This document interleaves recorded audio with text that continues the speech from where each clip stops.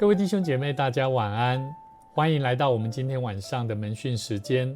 很高兴在每周三的晚上，我们只能够在线上一起大家聚集，无论你是在家里，或者是在通勤当中的收听，还是在任何一个安静的角落，愿上帝赐福各位，让我们今天能够一起享受这美好的学习的时光。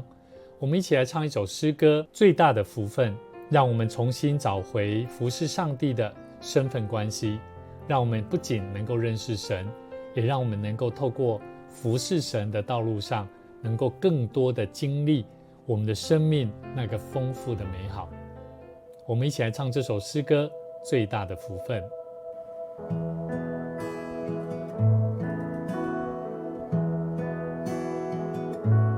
让我们一起透过这首诗歌，享受与神那最好的福分。我一生中最大的福分，就是认识耶稣，一生都是奉你。感谢主丰盛无尽的恩典，使我能一生都赞美你。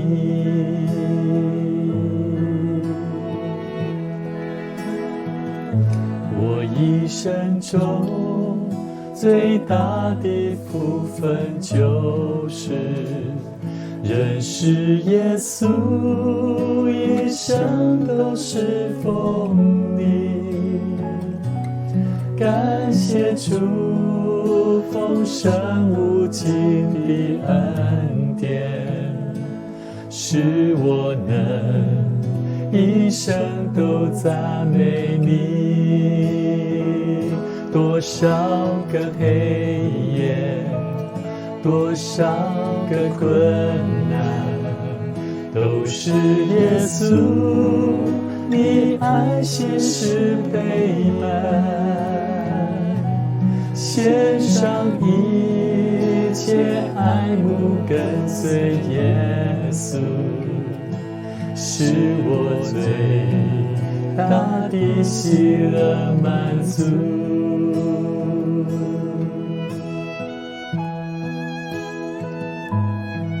一生中最大的福分，不仅认识我们的耶稣基督，更是用我们的一生来侍奉他。若你的一生感受到上帝丰盛的祝福，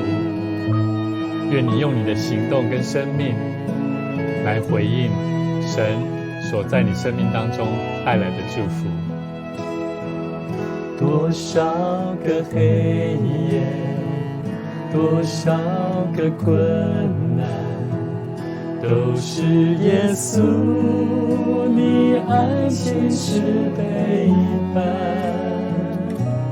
献上一切爱慕跟随耶稣，是我最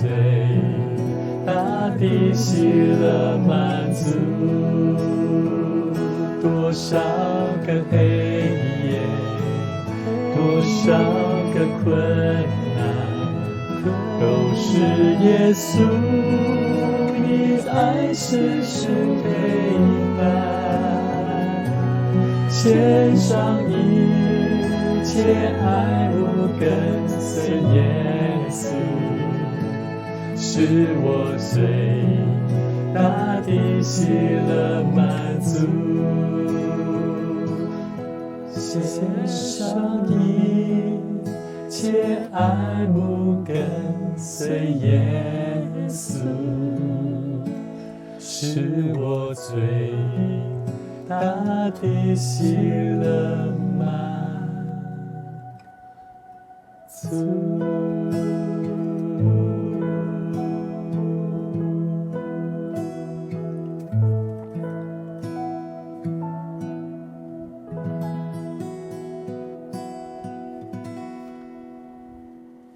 我们一起同心来祷告。亲爱的天父，我们感谢你，感谢你先爱了我们，并且赏赐给我们在服事里面，让我们有特殊的身份跟权利。相信我们的侍奉，这份服侍你的机会，服侍众人的机会，是一份蒙福，也是领受恩典的生命经历。主啊，我们恳求圣灵来充满我们的心，使我们能够开启我们内心属灵的眼光，帮助我们不只是听到真理的知识，更是让真理进入我们的生命的深处，为我们的生命带来真实改变的行动力。主啊，我们求你，求你也再一次光照我们，在我们的日常生活当中，我们是否因为忙碌，或者过去曾经侍奉上面的挫折，而渐渐的放下了你量给我们个人的服事工作？我们是否忘记了，我们本是君尊的祭司，是圣洁的国度的子民？主，我们恳求你，恳求你赐给我们智慧和谦卑的心，让我们能够专注在今天我们所看的圣经节里面所看到的启示亮光，让我们的生命重新明白确认我们服事的身份和力量是从何而来。奉主耶稣的名祷告，阿们。各位弟兄姐妹，今天我们是不是觉得过去我们曾经在教会侍奉上帝，或者是做某些事情的服事工作，在教会里面感觉到非常有压力？有些时候我们会忘记了为什么要侍奉，为什么要服事，为什么我在教会要做这么多的事。我们今天要从圣经里面一位非常伟大的领袖以斯拉他的经历，让我们重新找到过去，重新点燃我们生命当中能够服侍上帝，能够参与在教会侍奉的那份感动。今天我们一起要探讨的这一个基督徒非常重要的一个核心问题，叫做重拾，也就是重新找回服侍的身份。想象一下，你正在准备一个非常重要的长途旅行，你的目的地就是回到你的家乡，而且回去怎么重建你的家园。而你聚集了一群人，然后大家非常的兴奋，好像非常棒，我们很期待能够建造一个这样的家庭，好，这样的一个可以一起努力的空间。可是当我们大家一起准备要出发，要去实践去做的时候，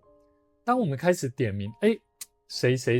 到位了吗？好，到了没？好，要不要一起来做了？哇，发现怎么人都不见了？哎呀，在教会里面侍奉，我们要来做这件事情，负责敬拜的没有人，教导神的话语也没有人，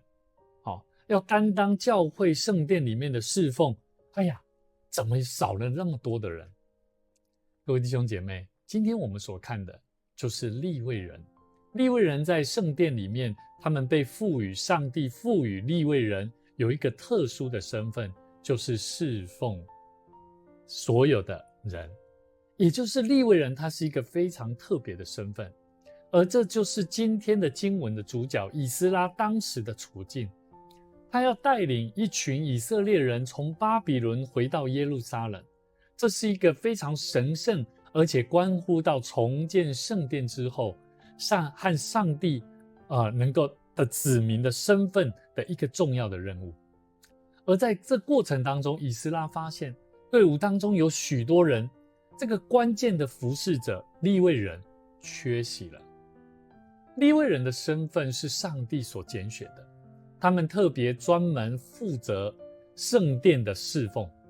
而他们的缺席就像一间教会只有会友，却没有人愿意出来带领敬拜、教导圣经，或者是音控 PPT， 或者是关怀牧养神的羊群一样。这让我们重新去反思，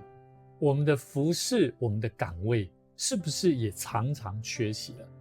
我们过去曾经侍奉，可是因为压力，因为挫折，而我们选择我想要休息。各位弟兄姐妹，牧师没有说休息不行，而是我们重新要去思考我们的身份。圣经里面告诉我们，我们虽然是信徒，领受了救恩，但是很多时候我们是否也忘了，推迟了我们应当要承担的服事身份。今天的经文就是看以斯拉他怎么样重新去找回，而且重新恢复这一群利未人服事的身份，也就是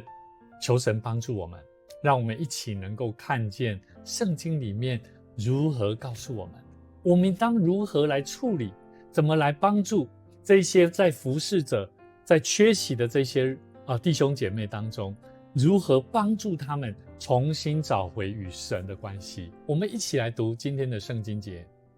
我招聚这些人在流入亚哈瓦的河边，我们在那里住了3日。我查看百姓和祭司，见没有利未人在那里，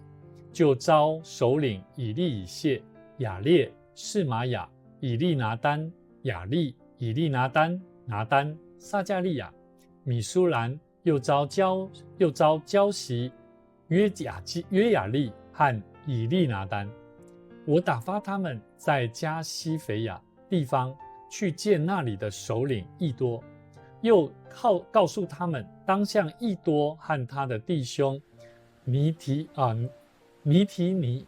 宁说什么话，叫他们为我们上帝的殿带使用的人来，蒙我们神施恩的手帮助我们。我们在以色列人的儿子中带了一个通达人，就是利未人玛利的曾孙，利未人米拉利的孙子，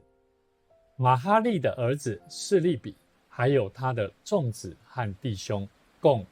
18人。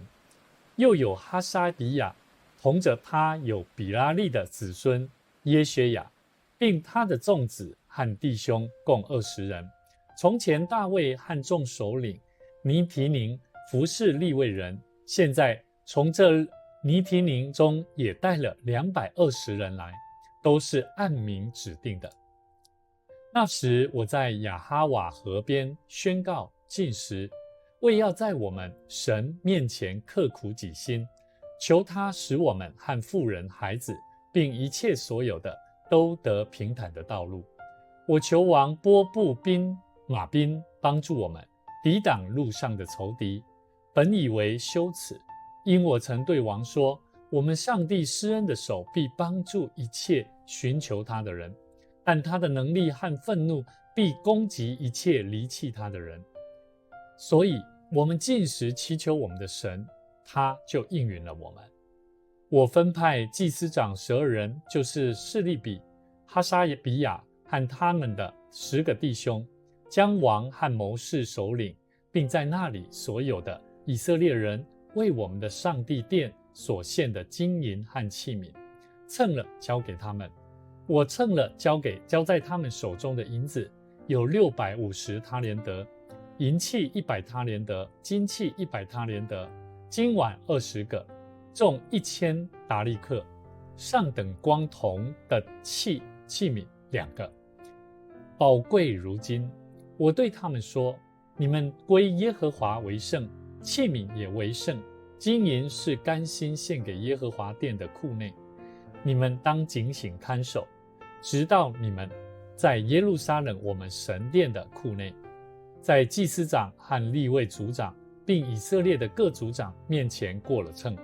于是祭司和利未人按着分量接受金银和器皿，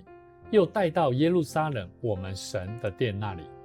正月12日，我们从亚哈瓦河边起行，要往耶路撒冷去。我们上帝的手保佑我们，救我们脱离了仇敌和路上埋伏之人的手。我们到了耶路撒冷，在那里住了3日。第4日，在我们上帝殿里，把金银和器皿都称了，交在祭司乌利亚的儿子米利末的手中。同着他有菲尼哈的儿子以利亚撒，还有利未人耶书亚的儿子约撒拔和宾内的儿子挪亚迪。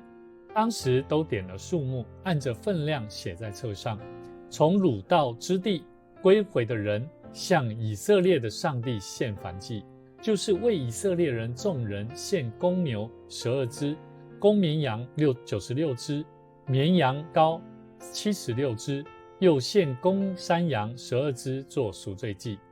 这都是向耶和华燔献的，就是焚烧献的。他们将王的谕旨交给王所派的总督与河西的省长，他们就帮助百姓，又供给上帝殿里所需用的。我们看第15节到第17节里面，当以斯拉他将这些人在回到耶路撒冷的这一批人当中，他聚集他们，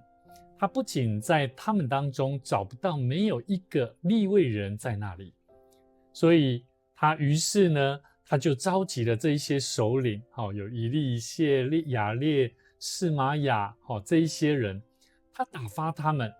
他怎么样？他差遣他们在加西非亚的地方去，而且叫他们为他们的能够希望他们能够为上帝的殿来带一些供职的人员。所以各位弟兄姐妹，这让我感到以斯拉他在出发前他进行了非常彻底的盘点了，也就是说他非常清楚，他发现要建造耶路撒这个圣殿的时候，关键是服侍者缺席了，他没有抱怨，而是直接怎么样？他采取一个非常积极的行动，他能够差派有智慧的首领带领的这个头，能够怎么样去招募服侍者。所以各位弟兄姐妹，在教会里面，我们很多时候当我们发现侍奉的人没有的时候，我们是在那边懊恼说，谁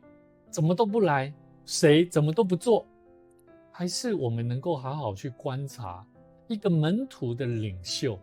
不管是长老或执事或者是小组长，其实我们每一个领袖的责任就是要懂得去主动的发掘。我们看以斯拉，他是主动去发掘，他并不是怎么样在那边懊恼，然后单纯只有求靠上帝，不是的。所以各位弟兄姐妹，我们在教会里面，在小组里面，我们有没有像利未人这样的服侍者？有人会招待，有人适合可以做 PPT， 有人他电脑很强，他就可以来参与啊。但是我们没有人去挖掘他们，邀请他们，甚至能够时常在我们生活当中去发掘、等待，为他们来祷告。所以各位弟兄姐妹，我们要主动的发掘，就像以斯拉一样。第18节到第20节，我们一起来看这段圣经节，蒙我们神施恩的手帮助我们。他们在以色列人的儿子中带了一个通达人，就是利未人玛利的曾孙，利未人米拉利的孙子，马哈利的儿子示利比，还有他的众子和弟兄，共18人，有18位。又有哈撒比亚，同着他有米拉利的子孙耶薛亚，并他的众子和弟兄共20人。甚至还有从前大卫和众首领尼提宁服侍利未人，现在从这尼提宁中也带了220个人来，都是按名指定的。各位弟兄姐妹，这是祷告和行动的结合的结果。我相信以斯拉他是一个祷告者，但是他也有行动的能力。以斯拉他的行动蒙神的施恩呢，结果他招募了38位资深的这些利未人啊，还有220位，这是尼提宁，是圣殿的仆役啊，就好像招待，好像这个圣殿当中都是有经验的。所以各位弟兄姐妹，牧师有些时候也在想，我们有些时候看到，可能这个弟兄姐妹他可能是从别间教会来的，但是他的心灵里面他是有需要，当神圣灵感动他来到了我们的教会，我们是把他当作是那他是别间教会的，这个人要小心，他可能是在前一间教会发生了什么问题。各位弟兄姐妹，我们不需要去想这个，我们需要想的是，一个服侍身份的人，如果他是一个已经受洗的基督徒，上帝施恩的手，他是会在背后推动，帮助那一些可能过去曾经在教会里面侍奉、认识耶稣基督，但是他们还没有投入在侍奉的工作上。所以各位弟兄姐妹，我们不是靠自己的口才跟能力去说服人，而是我们应该要倚靠上帝的恩典。18节说，蒙我们上帝施恩的手帮助我们。各位弟兄姐妹，我们不是靠自己的口才跟能力去说服一个人，带领他来服侍神，不是的。服侍是份恩典，不是份重担。所以很多时候我们在邀请一个人弟兄姐妹来侍奉的时候，我们要先想一下，我们要怎么样用一个热情、一个积极、一个充满恩典幸福的感受来邀请他一起来侍奉，而不是说都没人要服侍也都没有人要来做真的是这是一种消极的，这不是上帝喜悦的。各位弟兄姐妹，我们继续看下去，21节到23节里面，那时我在亚哈瓦河边宣告禁食，为要在我们神面前刻苦己心，求他使我们和妇人孩子并一切所有的都得平坦的道路。各位弟兄姐妹，以斯拉他在亚哈瓦河旁边，他宣告禁食。当他期待建造圣殿需要人的时候，我们需要在神的面前祷告。以斯拉他非常勇敢，他勇敢的在公开他在亚哈瓦河边宣告。各位弟兄姐妹，勇敢的公开宣告，服事团队要单单的仰望上帝的保护，而不是依靠人的军队22节说什么？以斯拉他求王拨步兵马兵来帮助我们抵挡路上的仇敌。各位弟兄姐妹，我们看见以斯拉，上帝如何让他们在建造圣殿的旅程上面成为一个非常有信心的见证。我不晓得每一个弟兄姐妹，各位同工，你在建造教会侍奉神的道路，你是用信心去见证上帝的作为，你是用自己亲身的经历去感受到信心所为你带来的果效，这份见证，还是好像突发事件，好像有就有，我就见证，没有算了吧。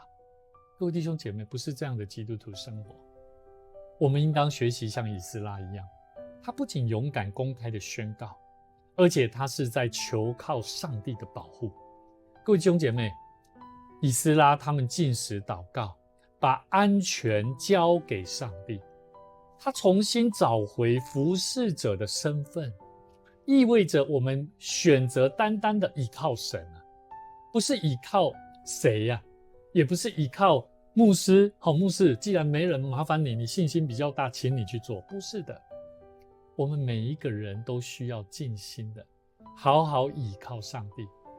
服侍神的道路上充满许多挑战，但我们不向世界的势力低头，我们不是向他们求助，而是选择禁食，选择祷告，选择刻苦己心，熟读神的话，透过祷告让上帝来帮助我们，让我们真正体会到上帝真实的存在。阿们。我一直感受到上帝一直在提醒我们，每一周我们所读的经文，每一个礼拜天我们所读的经文，似乎神都一直在提醒我们，我们要如何建造一个上帝所喜悦的教会，上帝所喜悦的生命应当要如何来走。我们从24节我们继续来看，以斯拉他分派祭司长12人，就是示利比、哈沙比亚和他们的10个弟兄，将王和谋士首领，并在那里所有以色列人为我们上帝殿所献的金银和器皿称了以后交给他们。我们看见以斯拉他将奉献的贵重财物托付给祭司和利未人看守。这里给我们一个很重要的提醒，强调以斯拉他们是将他们所拥有的这些财富建造圣殿的财物怎么样？是归给耶和华上帝，是神圣的。所以我们看见以斯拉他们承担的职责，知道这些祭司、这些侍奉者，他们是非常神圣、非常重大的。所以各位弟兄姐妹朋友，我们都曾经参与在教会，甚至我们现在都在参与教会的建造。牧师一直认为，一间教会里面每一个同工都是非常重要的，所以每一个侍奉的同工的人，他必须要对他所参与的职分，特别连财务也一样。我们看见以斯拉，他把奉献给圣殿、建造圣殿的这些贵重的财物，他是把它交付给祭司和利未人看守，不是他自己来看守。所以我们做牧者或者是作为同工的，每一个人在金钱财务上的管理要切记，这是一个非常重要的身份。所以我们知道服侍者他必须要有圣洁的自我认知。你手中的侍奉可能含有一些金银财宝，也就是人家所奉献的，是上帝认为是神圣的，所以你必须要谨慎看守，忠心的托付。也就是说，当你托付的这个工作工程，如果是因为有个人的因素，而不是建造在教会里面的时候，可能是事工，可能是教会建造的工作，这些都是神给每一个领袖所应当有的。所以各位弟兄姐妹，我们看见以斯拉从这一段里面提醒我们，服侍神的最高标准在什么地方？在圣洁跟忠诚。所以我们继续看下去，31节到36节，我们神施恩的手，正月12日，我们从亚哈瓦河边起行，要往耶路撒冷去。我们上帝的手保佑我们，救我们脱离了仇敌和路上埋伏之人的手。我们到了耶路撒冷，在那里住了3日。第4日，在我们上帝的殿里，把金银和器皿都称了，交在祭司乌利亚的儿子米利末的手中。同着他有菲尼哈的儿子以利亚撒，还有利未人耶书亚的儿子约撒拔和宾内的儿子挪亚底。当时都点了数目，按着分量写在册上。各位弟兄姐妹，我们从31节到36节，我们从31节到34节看到，我们上帝施恩的手帮助这个以斯拉，帮助以斯拉救他们脱离仇敌。他们到了耶路撒冷，在圣殿里面把这些金银和器皿把它称了，交给祭司和利未人管理。旅程安全的抵达，所有的托付都清楚的点交，这十分忠心。所以一个领袖，不管是牧者或者是一个小组长，当一个管理财务的人，他必须要对这个金钱要点交清楚啊。所以他们做的第一件事情就是献祭。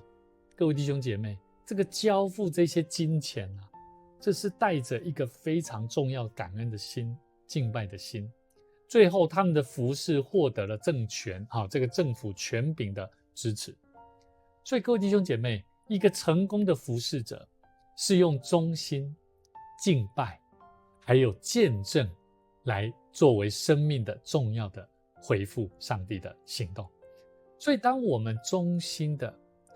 完成了上帝所托付给我们的，上帝就必赐下平安，透过我们的见证而使更多有属世权柄的人来支持上帝的国度。所以这就是我们今天要学习的功课。以斯拉在这段历史事件当中，不是只发生在古代啊，他也在向今天的我们的教会发出一个非常强烈的呼召，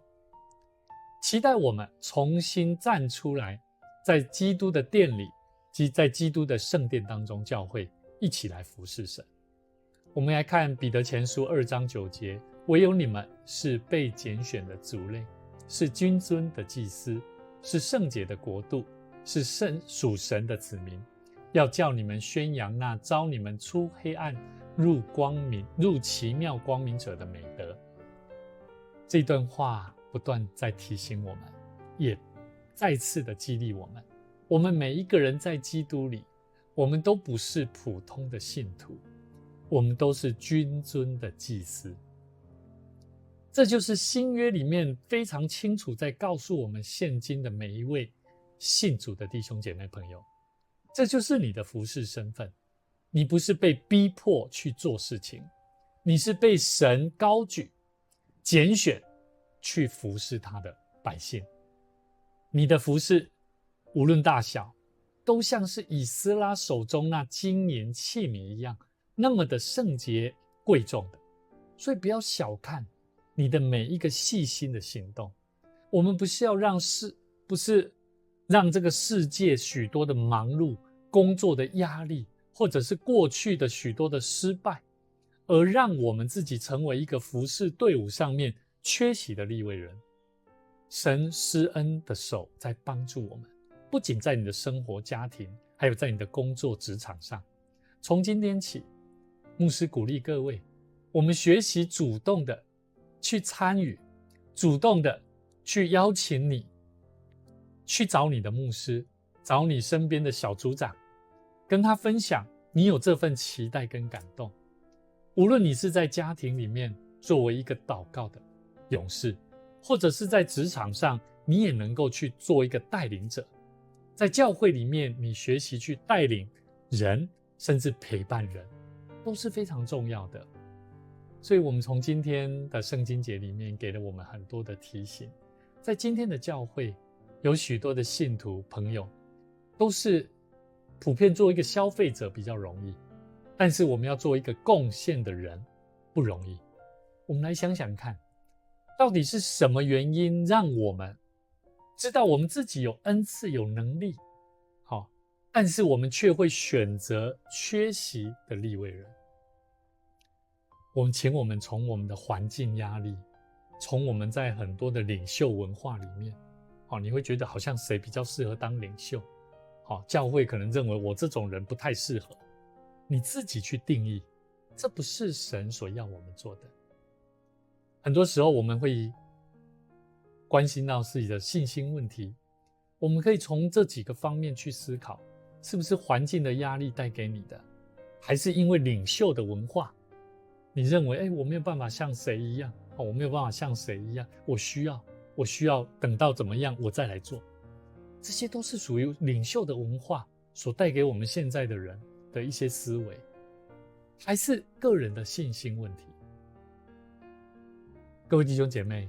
教会，神的教会一直需要人，一直也需要你一起来投入参与。我们的教会需要更多在神的面前求神帮助我们。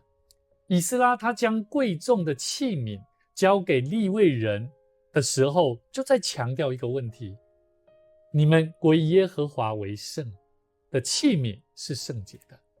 在今天的服事当中，我们到底要如何活出这种圣洁的标准？这种圣洁和追求卓越专业化之间，我们该如何取得平衡？我们会认为这种要求好像是追求卓越的要求，神的话语、神的真理不需要我们这些。各位弟兄姐妹，不是的。当我们在教会强调服事专业性的同时，我们不要忘记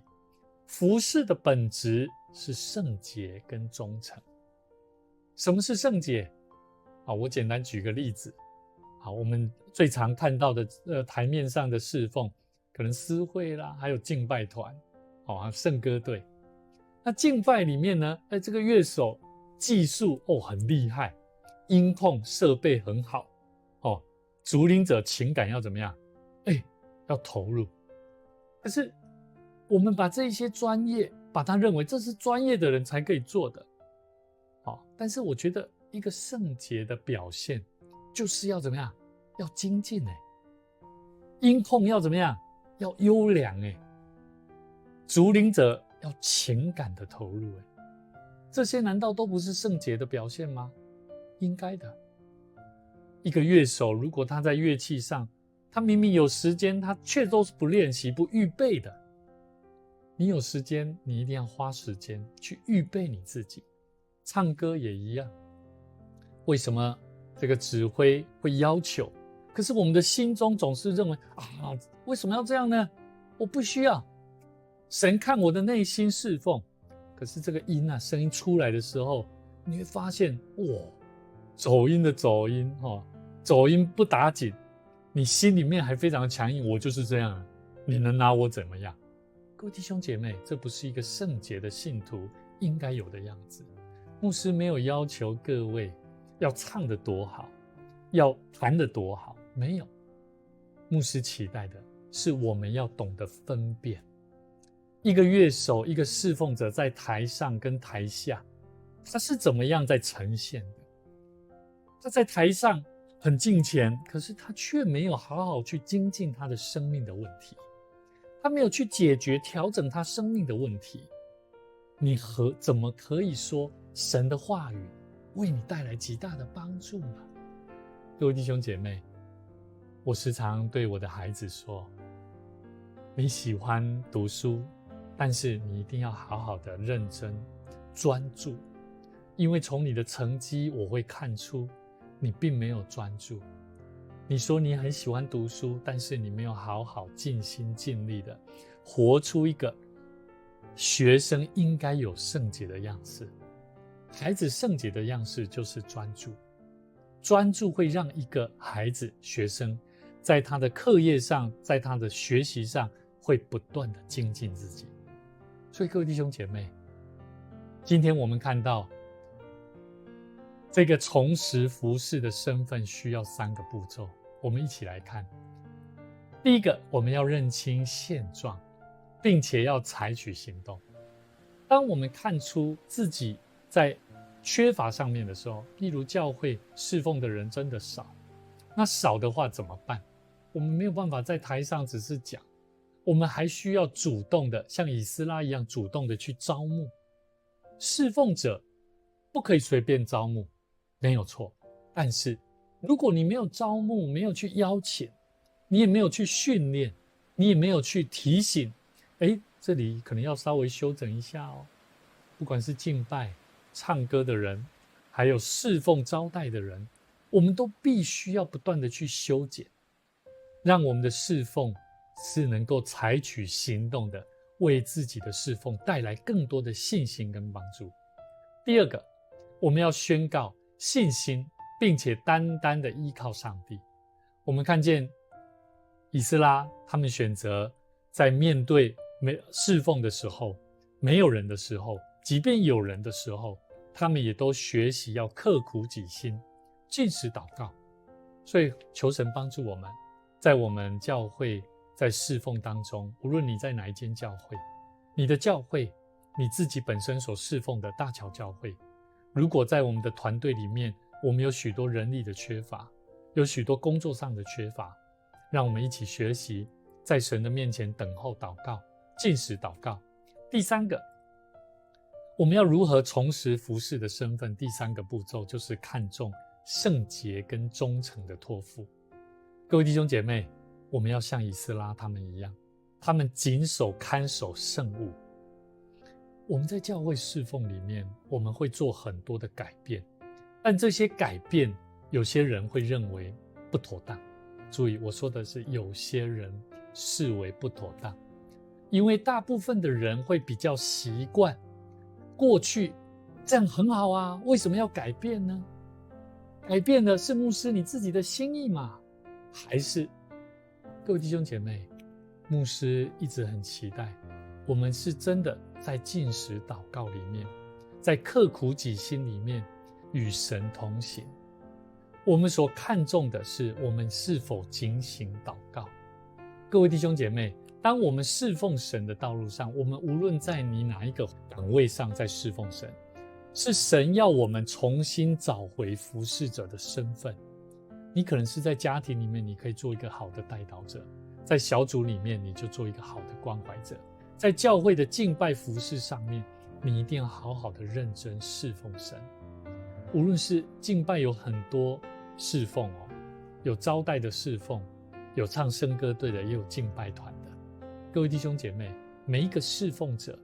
我们都要做好管理的责任。请我们一起做一件事情，为我们每一个人在神的面前，我们学习为了这个身份，我们禁食祷告一次，哪怕只有一餐，我们学习向神宣告说，主啊，我愿意单单的依靠你的力量，重新找回我侍奉神的那份感动。不是看某一个人，不是因为人怎么做，所以我不想要跟这些人服侍，不是这样的。我们一起在神的面前，让我们重新回到神的面前，就像以斯拉今天所提醒我们的，如果有人他没有办法站在这个岗位上，就由他好好跟神面对面。我们要认清现况，我们要主动再去邀请，我们要去看待每一个上帝为我们预备在我们当中的每一位新朋友，因为在我们当中有许多等候着上帝圣灵引领的工作，带领他们一起来参与在教会的侍奉献祭的工作上面。求主赐福大家，让我们一起在神的面前同心的来领受那份恩典的祝福。我们一起来祷告。天父上帝，我们为今天所有在线上观看收听的每一位弟兄姐妹朋友，向你献上感谢的心。求你将那君尊的祭司的身份再次烙印在我们每一个人的心中，帮助我们不要再做一个缺席的利未人，而是带着圣洁忠诚的心和依靠你的信心，我们勇敢的回到你所量给我们的服事岗位上。我们不是靠自己来带领人，而是如同以斯拉的团队，他们用刻苦己心禁食祷告，求靠上帝的力量。愿你施恩的手帮助我们，前面的道路平坦顺利，身体得以靠主健壮。主啊，我们的内心靠主是一天比一天更加有力量与充满盼望的来侍奉主，建造属神所喜悦的教会，建造神所喜悦的生命。在你面前献上感谢，祈求祷告，奉主耶稣基督的名来祷告，阿们。非常高兴我们在今天晚上，我们能够一起在线上云端里面，我们一起来收听今天晚上的内容。今天我们所学习到的服事侍奉，对我们来说不是在做工作，我们是在执行一个神圣的使命。愿上帝祝福你们，